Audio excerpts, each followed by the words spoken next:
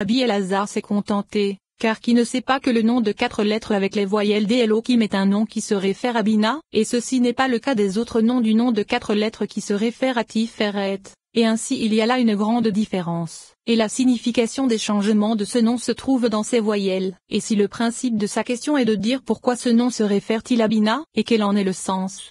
Cela est assurément une question qu'il était approprié de poser, et s'il semble expliquer que cela est l'intention de sa question, pourquoi l'a-t-il posé indirectement et n'a-t-il pas demandé directement quelle est la signification du fait que ce nom se réfère à Bina? Cinquièmement, Rabbi Siméon lui a répondu, il est écrit dans les textes et ce Torah, comment peut-il lui répondre parce qu'il est écrit dans les textes? Car, le nom de notre Dieu et sa lecture nécessitaient une explication, et si son intention était de dire que la fin de ses paroles est l'une des 2 réponses qu'il lui a finalement énoncées, ainsi comment Rabbi Elazar aurait-il pu dire je sais qu'est ce Torah, et le Rashbi a répondu que c'était lui, et il n'y a là aucune réponse, et si nous disons que Rabbi Elazar ne fut pas spontané à la fin de ses paroles, il s'agit assurément d'une grande difficulté. Sixièmement, que signifie ce qu'a dit Rabbi Elazar par je sais qu'est ce Torah, et s'il savait que parfois, à l'emplacement où se trouve la miséricorde, il peut y avoir du jugement. Quelle était la difficulté concernant la vocalisation à l'aide des voyelles d'Elohim? C'est que c'est là que se mélange le jugement,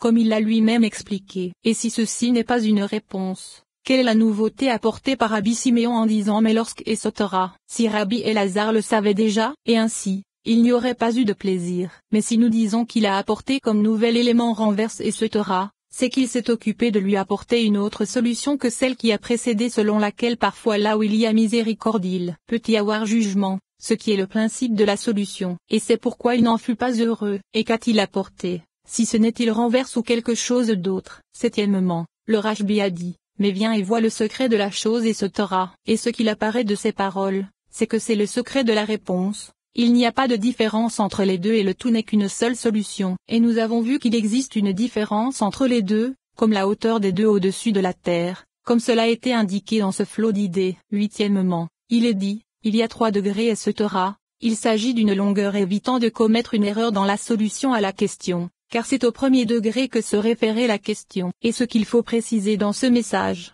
ce sont les 2 derniers, et il est difficile de dire que ce n'est qu'accidentellement qu'ils sont mentionnés. Neuvièmement, son discours est prolongé par le sujet des 3 degrés, et chaque degré est ce Torah, jusqu'à viens et vois. Cette longueur a apparemment pour but d'éviter de commettre une erreur, et si l'intention est de nous enseigner de ne pas séparer ou diviser la Tzilut en portions, il aurait été nécessaire de dire que ce sont des introductions qui doivent précéder tout commencement de cette sagesse. Et alors, Rabbi Elazar qui est un père de sagesse et de piété nécessitait d'autant plus cet avertissement, car depuis son enfance il avait été habitué à la sagesse de la Kabbale, comme cela est indiqué dans le Zohar en de nombreux endroits. Dixièmement, il a continué en disant que les séphirotes sont des plantes et des lampes. Pourquoi ces 2 mots? De plus, il est dit, elles brillent et s'échauffent, et elles sont arrosées et bénies, c'est une multiplication quadruple, et tout ne fait qu'un. Il est difficile de dire que le sujet est multiple par des mots différents, alors d'autant plus lorsqu'il y en a 3 ou 4. Onzièmement, il est dit, dans lequel tout est contenu, et la somme de tout se trouve en lui.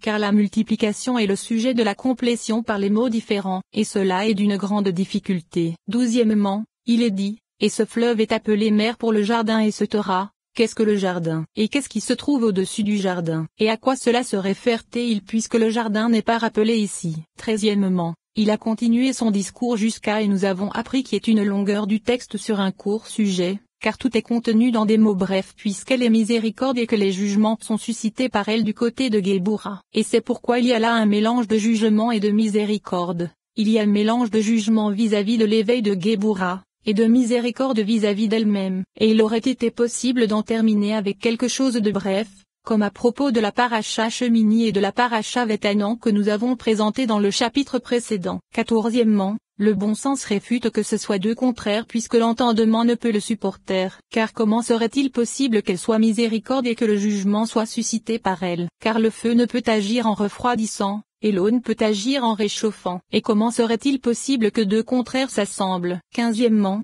il est dit, son commencement provient de Zahir Ampin apostrophe. Qu'est-il dit par là? Et quel est le commencement de Zahir Ampin? Car cela ne s'applique ni à Bina ni à Géboura de Zahir Ampin. Et cela ne peut être que Tiferet ou Malkout, comme nous l'expliquerons dans la section sur l'arrangement des appellations. Et ainsi, Que signifie son commencement provient de Zer Anpin et Setera, Malkout et Tiferet. De quoi s'agit-il et comment cela est-il conciliable avec le fait de dire l'Éternel est l'Elohim? 16e, il est dit, cette Zedek qui est la dernière couronne, c'est là le tribunal du roi. Ce sont trois appellations non nécessaires de Malkout, car il nous serait suffisant de dire Malkout et de ne pas multiplier la chose par des mots inutiles. 17e, il est dit et nous avons appris et Setera. Ainsi, son écriture fait une chose, sa lecture en fait deux, la communauté d'Israël portant ce nom en fait trois, et c'est le nom qui s'applique à l'emplacement où il est complet et Setera en fait quatre, et le tout ne fait qu'un, et les quatre sont superflus, jusqu'à ce que notre entendement atteigne l'éveil à propos de cette parole et la comprenne. Chapitre 8. Il est approprié de commencer par dire que le Rachbi et Rabbi Elazar, qu'ils reposent en paix, ne se sont rien cachés et ne se sont rien dissimulés de leur réponse, et ils n'ont pas cessé de se parler l'un à l'autre jusqu'à ce que chacun d'eux ait reçu le principe de la signification de cette réponse. Ainsi, leurs paroles furent correctes et droites, et le principe de l'intention de la question de Rabbi Elazar était de réfuter les deux réponses découlant de sa question. C'est pourquoi il fallut prouver que l'une n'est pas suffisante à sa question et que les deux ne coexistent pas ensemble, et les deux réponses ne font qu'une. C'est-à-dire que le jugement est contenu dans la miséricorde et la miséricorde dans le jugement. C'est pourquoi il n'y a aucune difficulté à ce qu'un peu de jugement se trouve avec la miséricorde, le tout selon le renforcement. C'est-à-dire que lorsque le jugement se renforce avec la miséricorde, alors le mot miséricorde s'applique, et il existe des moments particuliers où il est approprié que la miséricorde implique qu'il y ait du jugement en elle et qu'il ne se sépare pas de façon à ce qu'il n'ait pas d'action distincte, car le jugement et la miséricorde approuvent ensemble chaque action, comme cela a été expliqué plus haut dans le 6e chapitre, et c'est pourquoi les actions de la miséricorde contiennent en elles le jugement approprié, car l'un des deux s'applique ici, et ce sont ces deux réponses, à tel point qu'il est approprié que dans chacune d'elles soit mentionné le nom de 4 lettres avec les voyelles d'Elohim, et il existe une différence entre les deux, car la première réponse est exacte mais il est parfois approprié que la miséricorde soit désignée par un nom qui indique la présence de jugement, le tout selon le renforcement et la combinaison. Et la seconde est aussi exacte mais il est toujours approprié que la miséricorde soit désignée par un nom qui indique la présence de jugement. Et c'est afin de présenter ces deux réponses que Rabbi Elazar a demandé. Nous avons appris qu'Elohim est partout jugement. Explication. Puisque nous savons déjà que le jugement possède un nom en tant que tel lorsque le jugement est simple et sans mélange de miséricorde, le nom Elohim étant ce nom de jugement sans miséricorde. Ainsi il est approprié que le nom de 4 lettres se réfère toujours à la miséricorde sans mélange de jugement, et c'est la signification de la permanence, car tout comme le nom Elohim est une appellation du jugement sans mélange de miséricorde, de même il est approprié que le nom de 4 lettres se réfère toujours à la miséricorde sans mélange de jugement. Et voilà que la seconde réponse est réfutée car il ne faut pas dire qu'il n'est pas approprié qu'il soit lu par un nom de miséricorde sans mélange de jugement, car la miséricorde est contenue avec le jugement, et tout comme le jugement est désigné par le nom Elohim sans mélange de miséricorde,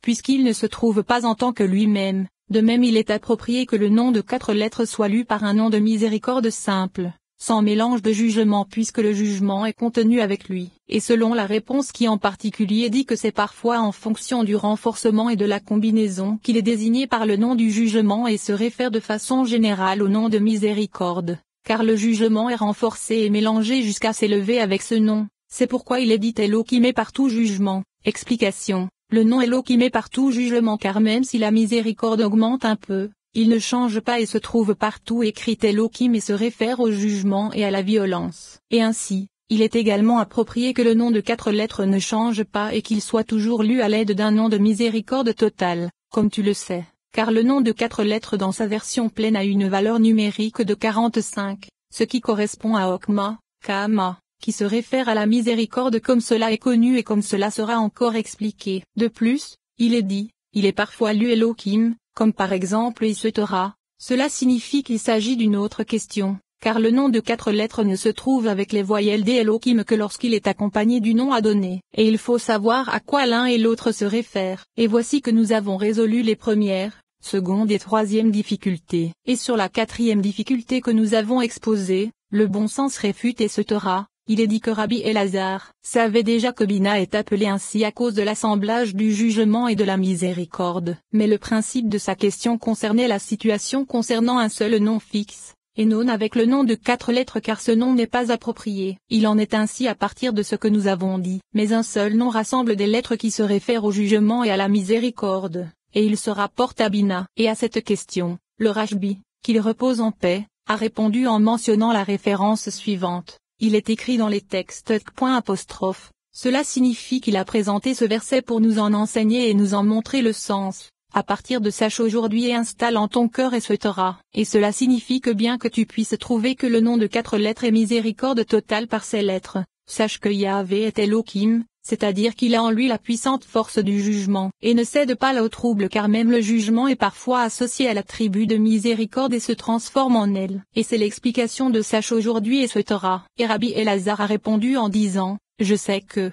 L'explication en est que ce n'est pas à cause de ce que dissimule ce verset qu'il posa sa question. En vérité, ce verset n'est absolument pas nécessaire. Ainsi, tout comme ce verset introductif nous enseigne que le nom de 4 lettres qui est miséricorde contient parfois un mélange de jugement, de même il est nécessaire que le jugement soit parfois mêlé de miséricorde, et tout comme l'emplacement du mélange du jugement et de la miséricorde n'est pas indiqué par le nom Elohim, que ce soit en voyelle ou par un quelconque sujet le concernant, de même il n'est pas approprié que le jugement soit rappelé dans le nom de 4 lettres, et c'est ce que signifie, là où il y a jugement il peut y avoir miséricorde. Explication. À l'emplacement du jugement, il y a également de la miséricorde, et de la même façon, cela n'est pas indiqué par un nom de miséricorde, là où il y a miséricorde, bien qu'il y ait du jugement, il n'est pas approprié que ce jugement soit mentionné, et la précision est également apportée, et parfois là où il y a miséricorde et ce Torah, car à l'endroit de la miséricorde se trouve parfois du jugement, et il en est parfois éloigné, et à l'endroit où il y a du jugement,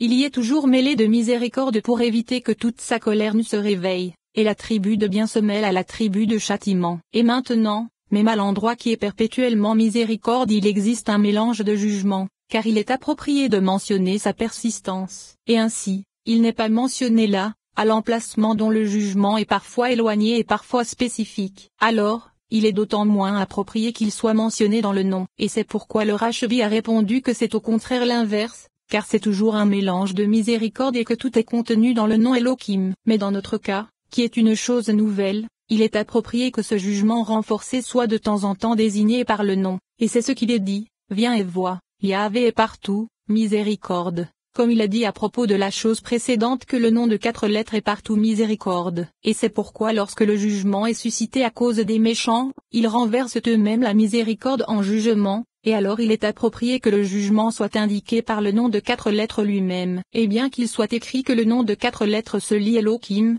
l'intention est d'indiquer que bien que nous le lisions Elohim son principe est miséricorde. Et en vérité, il est lu avec un nom de jugement de façon exceptionnelle, car il emprunte cette lecture seulement vis-à-vis de nous et non vis-à-vis de lui-même, car vis-à-vis de lui-même il est miséricorde. Il s'écrit avec le nom de 4 lettres mais c'est de façon exceptionnelle que nous le lisons, Elohim. Et c'est pourquoi ceci n'est pas vraiment difficile. Et avec cela, nous avons résolu les 5e et 6e difficultés. Mais viens et vois le secret de la chose et ce Torah. Sache que maintenant il va être expliqué comment le nom de 4 lettres avec les voyelles d'Elohim se réfère à Bina. Et il est désigné ainsi à cause de ceux qui renforcent le jugement au-dessus de lui, car il renverse la miséricorde en jugement, précisément. C'est le principe de la réponse, et le tout ne constitue qu'une seule réponse. De même, cela vient résoudre la question demandant pourquoi le nom de 4 lettres apparaît toujours avec les voyelles d'Elohim lorsqu'il est associé au nom Adonai. Et pour répondre à cela, il est indiqué il y a 3 degrés et ce Torah,